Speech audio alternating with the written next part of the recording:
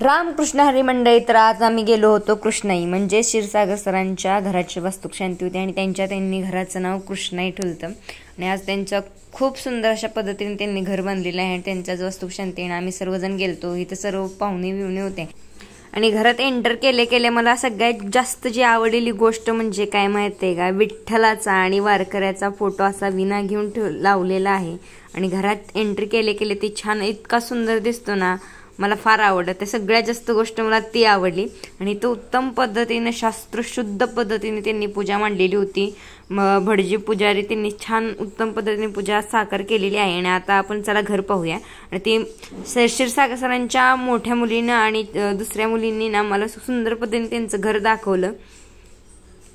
इथं ताईंसोबत आमची जरा फार चेष्टा मस्करी चालू होती, कॉमेडी चालू होती आणि सरांचं आणि आमच्या पप्पांचं काही बोलणं काही थांबत नाही। एकदा गप्पा सुरू केल्या तास आणि इथं बघा केवढी उंच खिडकी आहे ही आणि वरचं डिझाईन पण किती सुंदर पद्धतीने केले आणि ही बघा बाथरूम सुद्धा त्यांनी उत्तम पद्धतीने डिझाईन केले आहे आणि ही वरची बेडरूम आहे आणि बेडरूमचा लुक बघा बाल्कनीचा किती छान पद्धतीने आहे।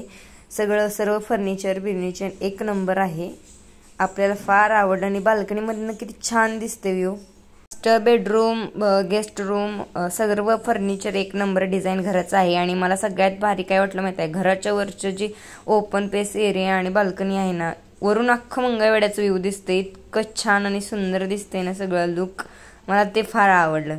आणि झाडं आणि आकाश किती सुंदर दिसते बघा वरून आणि इकडं उत्तम पद्धतीने अशी जेवायची व्यवस्था होती आणि ही तर सरांच्या घराचं देवघर आणि किचन एकदम फर्निचर आणि डिझाईन प्रॉपर त्यांनी केलेलं आहे।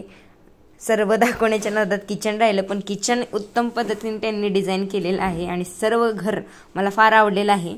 शेवटी सरांसोबत आणि सरांच्या पूर्ण फॅमिलीसोबत फोटोशूट, गिफ्ट आणि सरांसोबत अजून त्यांचे पाहुणे रावळ्यांचा यांचा सत्कार चालू होता आणि मला तर फार आवडलं घर। आणि तुम्ही जर चॅनलवर नवीन असाल तर चॅनलला लाईक, शेअर आणि सबस्क्राईब करा। हा जर व्हिडिओ तुम्हाला आवडला असेल तर कमेंट बॉक्समध्ये नक्कीच कळवा। तोपर्यंत रामकृष्ण हरी, नक्की पुन्हा भेटू।